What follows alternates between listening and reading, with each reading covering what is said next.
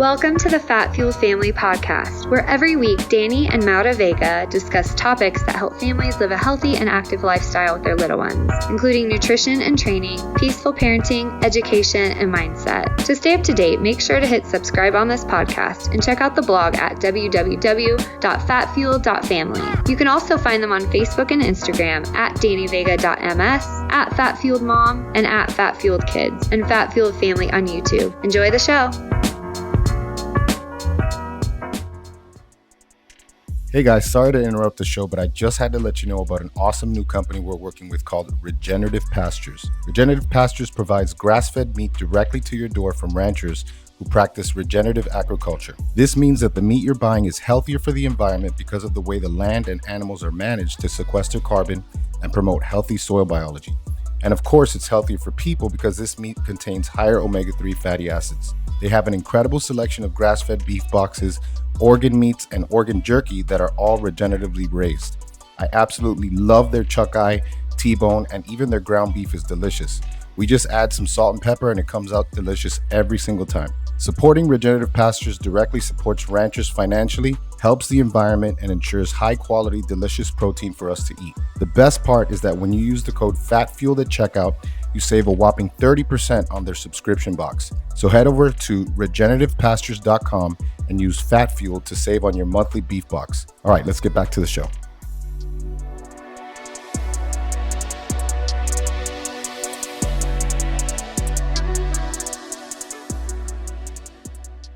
Welcome to the Fat Fuel Family Podcast. I'm your host, Danny Vega, and I'm joined by my world-traveling wife, Maura Vega.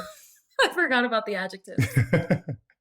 Yeah, she forgot about it because it's been a few months since we've recorded so there's been a lot of stuff going on. We've been so busy this year. I launched another business in the beginning of the year, and that's been keeping me super busy. And then rebuilding the group coaching. But now we are ready to rededicate ourselves to this, 5 years now podcast. Yeah. And this is our baby. We love our podcast. And so you guys are going to see a lot more than you've been seeing. You've been seeing probably half the episodes every month than you usually see. But the good news is we have so much planned. We have so much to catch you up on. Maura and I are going to do an episode soon on everything we're doing and everything we're doing together. We're doing some, some joint ventures together, which is going to be awesome. And so welcome back. And we hope you guys enjoy this episode. Today we have Kelsey Buchalter. Did I do it good? Yeah, pretty good. It's good enough. It's good enough. It's good enough. So she's completely revolutionized her life and recovered from several health and mental health issues that we will be getting into today. Kelsey is a young South African singer-songwriter, actor and dancer, nutrition advisor, and the host of the Human Theater podcast. Welcome to the show, Kelsey. Welcome. Thank you both so much for having me. I'm so excited to be here. Yeah, we love it. So tell us, what is the difference? Is it nighttime over there? What time is it right now? Yes, it is currently, I'm checking my laptop, 20 to 11. Oh, wow. So it's 10, 11. This is the latest I've stayed up in years. Oh, wow. Yes, 10. That's like 10 p.m. Right? Yeah, 11. That is late. Well, thank you so much. Yes. Well, thank you so much for staying up for us, and you'll get to go to bed after this and rest. Yeah, so I'm going to lead off because I want you to get the next question because I think it's just better. What kind of dance do you do? I'm sorry. I just you have to ask me. To ask that. So I studied musical theater. So that involves singing, acting, and dancing. And in my course, we had every style of dance. It was amazing. We did ballet, jazz, tap, Horton, contemporary, hip hop. We've done it all, salsa. That is so fun. So, a little bit of everything. I love that. Yeah, I did mostly in the dance studio, ballet, contemporary, jazz, and all that, competing. But my dream was to be on Broadway and do musical theater or something like that. So I love hearing that. That's so fun. Yeah, that's awesome. Yeah. Yeah, so it's kind of cool to see that range, because the differences between hip hop and ballroom and contemporary, switching from longer lines to more jerky movements. It's always good to see that range. Yeah. Or ballet to hip hop. A lot of times totally. It's hard to get in hip hop you have to get low, or it's and more. Yeah, very grounded. Yeah. So, I mean, I was never really a dancer. Like I was forced into, I mean, not forced because I actually wanted to do it, but I never really danced like competitively or anything as a kid. So, oh my gosh, I'm all inspired by people who are like really good dancers because it's not easy. No. Yeah. It's not easy. All right. So we always lead off with the question, what is the most critical problem you're currently trying to solve? So this I had to give a lot of thought to. It wasn't an easy question. So I suppose it doesn't have a simple answer. But currently, right now, I would say that the most critical thing that I'm dealing with is finding my feet after just experiencing the trauma that I have, just with my prior health and mental health issues. And now that I've sort of reached this newfound like sense of being and sense of healing, it's like, just trying to ground, like find my feet in that and like, like not be, because I mean, I feel like I've gotten this like amazing second chance at life. And so, yeah, I'm slowly finding my feet almost like again, but like, who I am and who I am post the trauma that I've been through. Well, it doesn't help what's happened over there in the last couple of years, especially in specific. I don't know where exactly do you live? I live in Cape Town. Oh, okay. The beautiful Cape Town. Okay, so Yeah. it was more like Joburg and Durban, those areas that were really like wild, right? With the crime, you mean? Yeah, and like riots and stuff. Oh yeah, so those riots were in Durban, yes. Okay. But I mean, yeah. Mostly Durban, so it didn't go all the way to Johannesburg. There were some, in relation to that same riot in Joburg, and I think a few popped up in Cape Town, but Cape Town was not hit nearly as hard as it wasn't as severe in Cape Town as it was in Durban. No. Gosh, what a crazy couple of years it's been. Yeah. It has. Yeah. Well, I would love to get into your story and learn more about you. Why don't you tell us and our listeners, just a little about your health journey? And if you can explain kind of what you were telling us earlier about how it wasn't just your dietary changes that were, a part of your transformation, and a little bit deeper into that. Yeah. So, I mean, obviously mental health just plays a very, very significant part in my life, just because I've struggled personally with mental health issues my whole life. I had severe anxiety, like generalized anxiety disorder, separation anxiety, OCD, extreme anorexia, bulimia, the whole bandwagon. And there's always like a symbiotic relationship of your physiological health, so like your hardware, and then also your emotional health and your software. So, in my prior years, I mean, obviously my parents didn't want to see their daughter struggling. So I would go to every psychologist and therapist and neurologist and just to try and figure things out. But it really wasn't until I was introduced to the significance of food that I actually, was able to heal my hardware enough to be able to then heal my software.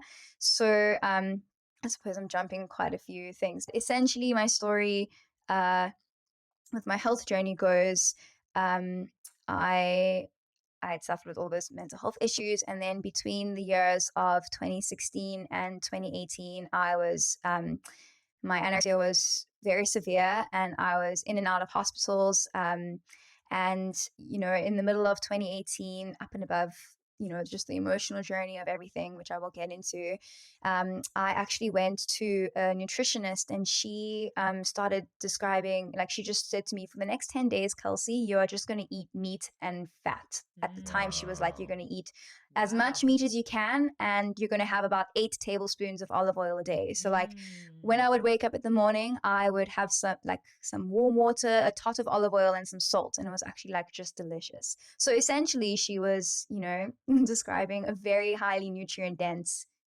diet, which I suppose is not really a diet. It's just like the species appropriate diet.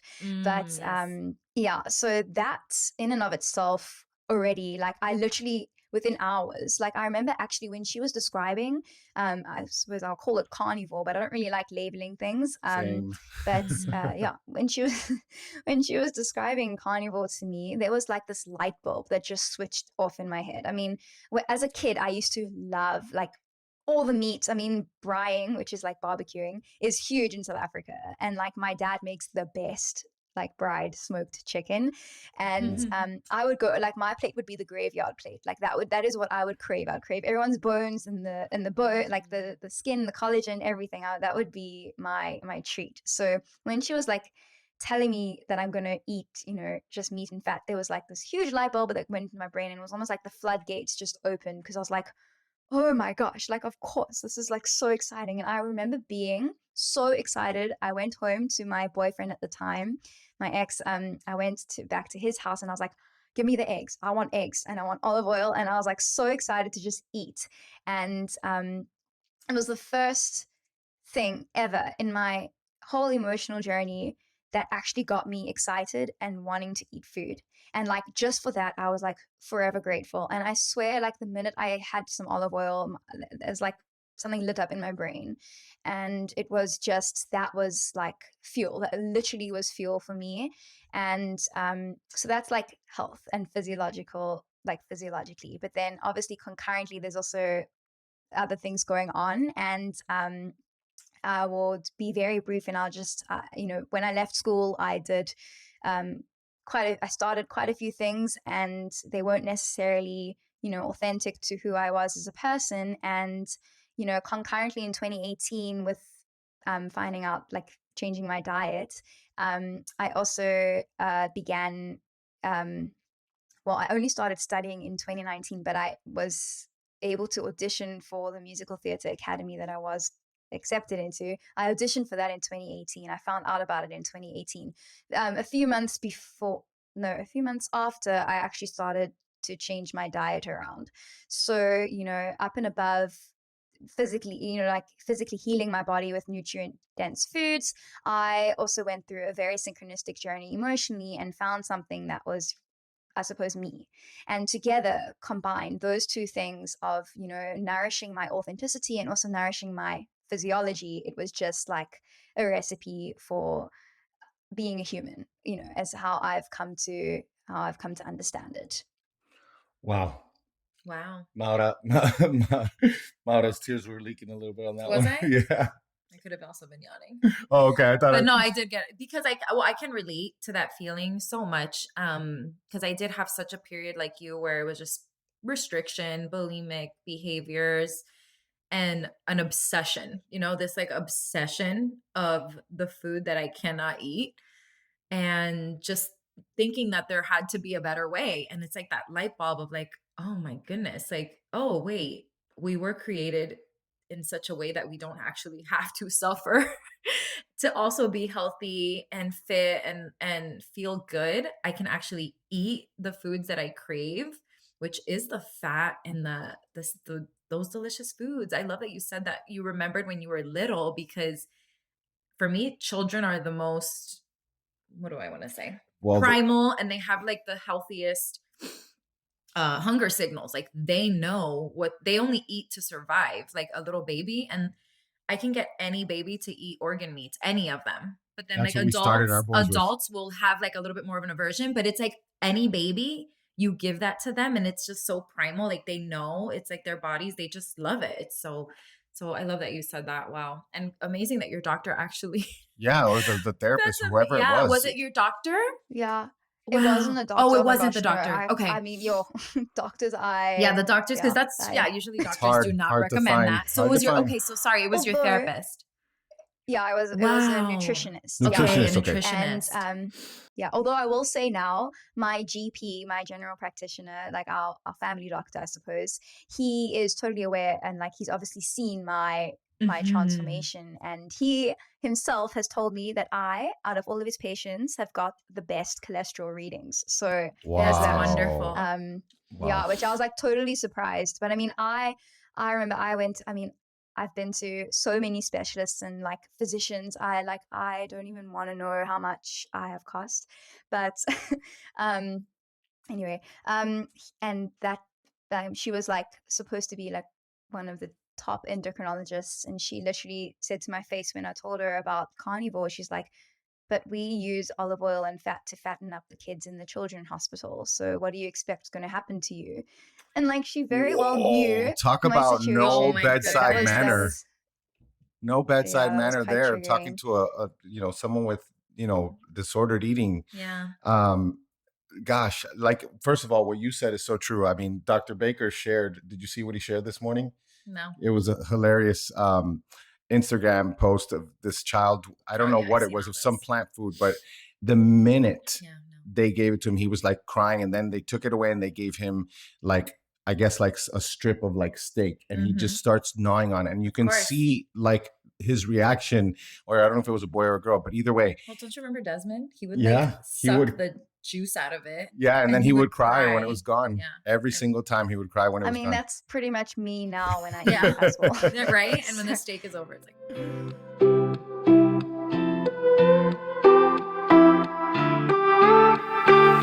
Hey guys, I want to take a minute to make a quick shout out to our sponsors, Optimal Carnivore. You've heard us talk about how important organ meats are. They're some of the most nutrient-dense foods on the planet. Now, for people like me and my oldest son, Desmond, it's easy to eat things that turn most people off because if you tell us it's healthy, we're down for whatever.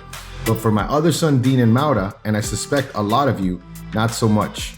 You can make things like our organ meat burgers, but that also requires some effort, and you still may not like the taste. Optimal Carnivore sources 100% grass-fed organ meats from New Zealand, freeze-drying the organs and encapsulating them into convenient bovine gelatin capsules. Unlike a lot of areas in the US, New Zealand still has a lot of rich soil, lush greenery, and one of the cleanest environments on Earth. They currently have a grass-fed organ complex that contains 9 different organs, including beef liver, brain, thymus, heart, kidney, spleen, pancreas, lung, and gallbladder, and they have a grass-fed liver product. These products are perfect for people who are traveling or still trying to develop an appreciation for organ meats. Optimal Carnivore covers your bases at home or while traveling, and their products are 100% grass-fed and grass-finished and free of hormones, pesticides, antibiotics, and GMOs. The mission over at Optimal Carnivore is to make it easy for people to consume the most nutrient-dense foods on the planet. They also plant 1 tree for every product sold, which helps the environment. Head to Amazon.com/Optimal Carnivore and use the code VEGASAFE10 to receive 10% off all of their products.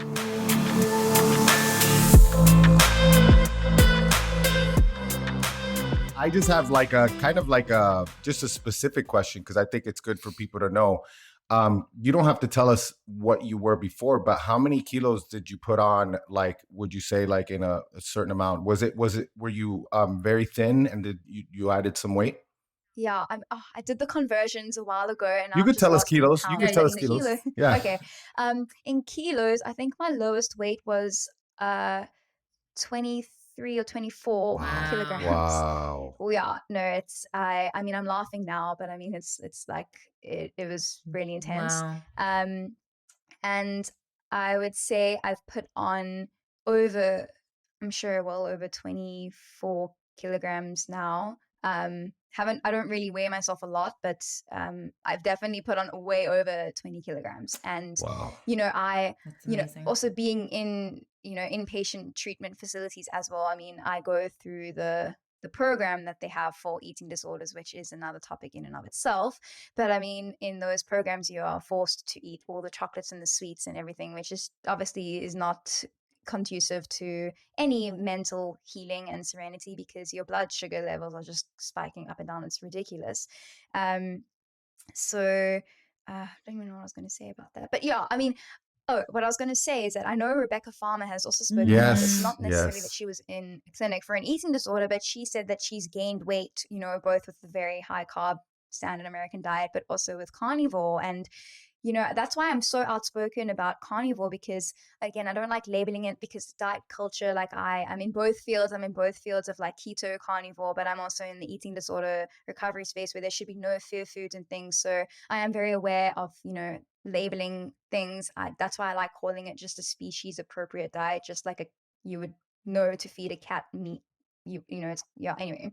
So, and she was saying that like when she was gaining weight, just standard American diet way, it was a lot of like visceral fat and things, as opposed to carnivore where it's just like muscle. Like, yes, I've gained weight, but it's like not fat. Yes, it's not if that fat. makes sense. Yeah. And it does. I know it's like vanity and aesthetic to say, but like, if anyone coming from being severely underweight from an anorexic point of view as well, that is quite a thing. You don't want to just balloon up because that's the biggest fear, right? But yeah, but it makes sense because our bodies are made up of meat and fat. So Well, yeah, it's the right type of weight. It's lean mass. It's what you've been missing. And I'm sure your skin, everything. Did you also notice? Because I know for me, it was a really big one, but even just like your anxiety, like the anxiety levels was a huge one. Like I just felt like when I'm eating mostly meat and all of that, like I'm so just steady all day, my mood and all of that. So it's actually easier to recover too emotionally when you're like not having all these blood sugar spikes, which makes me go crazy. and also, just we don't always. I'm sorry to interrupt. I'll just say this and then I'll shut up. Go for it. That we don't. What we tell people is that, look, it's not to avoid the plants altogether. It's just to be aware of the plants and aware of the issues that come with each one. Certain phytochemicals cause certain issues, So, okay, go ahead. What were you going to say? I don't remember now, but that's a good point that we can go on to. So we were talking about the anxiety. Like that's what I don't know if that'll spark your memory, but just how it's like so, even keeled. Yeah, even keeled. Yeah, I remember like in my like most severe state, like this is before I went into this one hospital here, and I was actually there for 7 months involuntarily. But it was a really, really, really bad time. And I just remember if I was not sleeping, I was awake, but I was like crying, but there were no tears. I was just like, I don't know I was almost like in a state of hysteria. It was, I mean, I can't, wow. Yeah, I mean, don't even, yeah, no, it was not, I'm grateful for my family. I mean, I don't want to know also, I mean, everyone, it's a family sort of systematic illness, unfortunately. But I remember being like almost literally, I actually wanted to go to sleep, like not waking up, because when I was awake, I was just in a state of hysteria. The anxiety was so bad. And that's why I think when the minute I like my body was like, my tongue was tantalizing for that olive oil and those eggs and the meat. Like I can't explain it to you. And just, yeah, it was, as you say, steady, calm. And from there, because I was able to heal my hardware, like I was able to decrease all that neural inflammation from all the extreme anxiety and everything. Then I was able to actually apply all the years of therapy that I'd been in. And I know Dr. Daniel Amen speaks a lot about this first, where he's like, you have to address the hardware, because you can't just expect your computer to work if your hardware is broken. Exactly. And I think that's also another pivotal thing that I think a lot of people and doctors overlook with anything really. It's not just an eating disorder. I think it's anything, but particularly with mental health. Yeah. One thing that I love this question. Mike asked me this, Mike Mutzel, like 4 years ago. Mike Mutzel, great friend of ours, he was at my house and we were recording, and we were talking about, because obviously my platform has been nutrition, but it's also the family and it's also the mindset. And he asked me, he said, what do you think came first for you, and what would you say for others? What would you recommend as far as like the ability to gain these new insights? And I said straight up, you have to fix your diet first, because that's exactly, I didn't say exactly hardware, but I said, you won't be able to gain those insights if you're in this just overstimulated, you can't think straight mind frame. And then of course, like you said, you clear up that hardware, and all of a sudden things run so well, and all of a sudden you're like, oh my gosh, now I get this, now I can see this. But before, you didn't have the eyes to see, because it just things were not running, they weren't running well. I didn't have the energy to do to like be able to see. Yeah. And the fat, or even with like those, like, because I know for me, like, or people coming from a standard American diet or obsessing about food, it's like you can't, well, I used to talk about it with keto, right? I'm like, it's like how with the drug addicts, it's like, I just need to get your brain on ketones, and then you're going to understand. Yeah. Because you can't like fathom. It's a different brain. Yeah. Because some people, they can't even like fathom, what do you mean you don't eat this or that? It's because they're their hunger signals are off. They are craving sugar because they eat sugar. And I'm like, no, you don't understand. It's like a slavery. I'm like, you don't understand. Once you're off of it, you really are not going to crave it. Like, it's a real thing. Like, I remember when I was doing the carnivore diet, again, I like species appropriate, or how Dr. Barry says, animal the based. proper human diet? Yeah. Animal based. Yeah. Yes. I was almost like used to reaching for the little treat, and it was, something healthy. It was like, what would I do? Those F-bombs, like the nut butters. Sometimes you would do like a square of chocolate. And it was like out of a habit. And there was so many nights that I grabbed for it, and I was like, I don't even want this right now. Like, it's the weirdest thing. I was like, I actually don't even want it. Yeah. And it's just because my hunger signals were, it's like, you're like, oh wow, this is how I'm supposed to feel. It's incredible. So you're actually satiated. You're satiated. Yeah. Yes. So, okay. So, that's awesome. So what do you do for a living now? Tell us a little bit more about that. And also tell us about your podcast. We'd love to hear, what you talk about.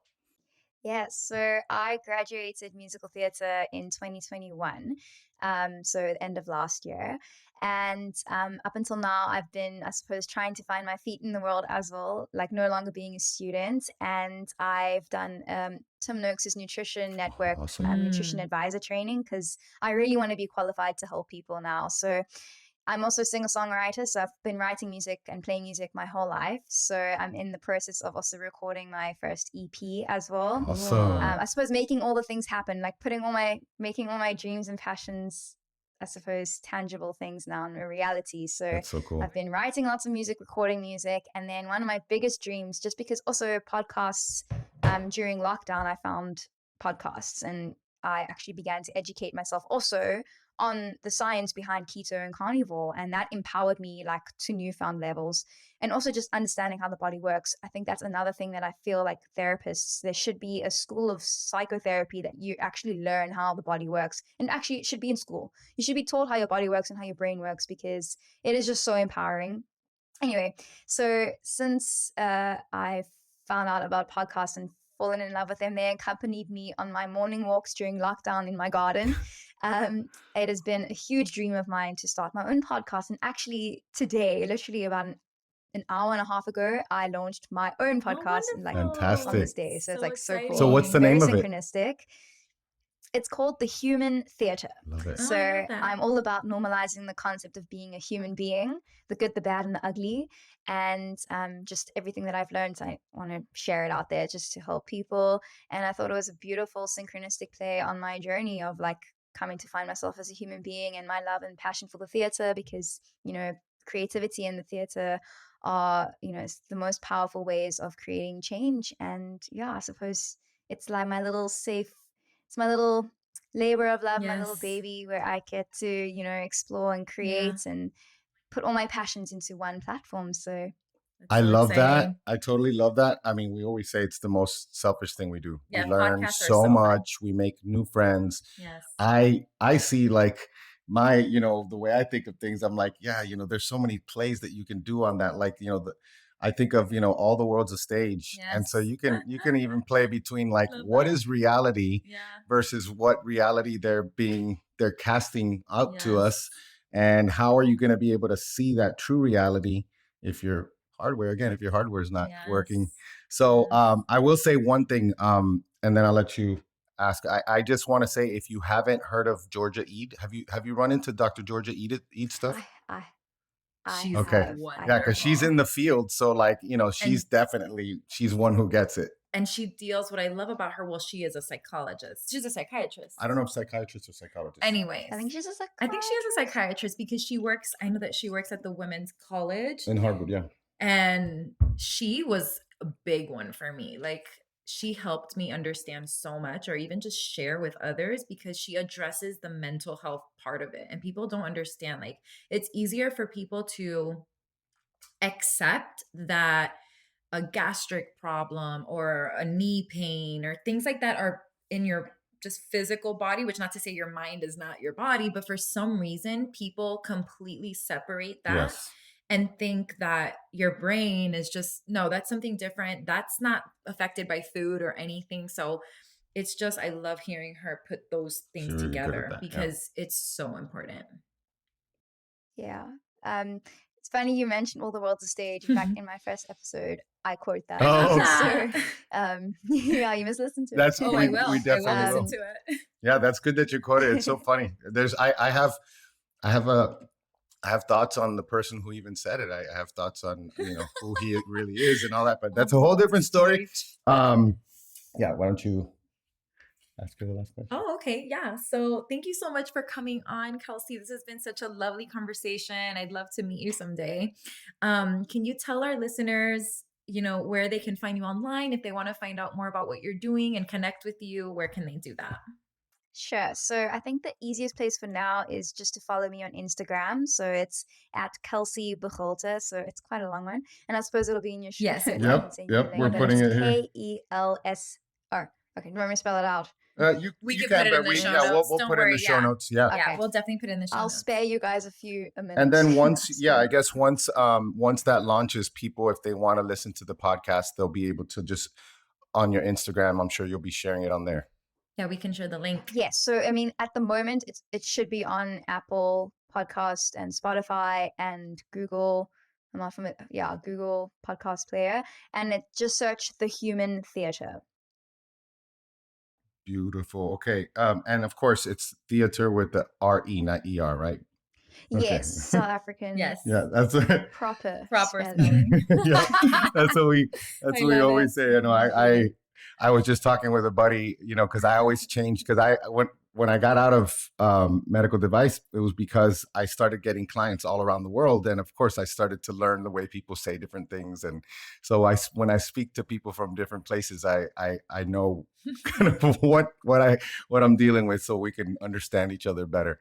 But man, this was awesome. This was like pure action-packed, nothing but good information. We're so happy for you. And this is a special episode because it's the first time we record in a few months. So thank you for making our first episode back really awesome.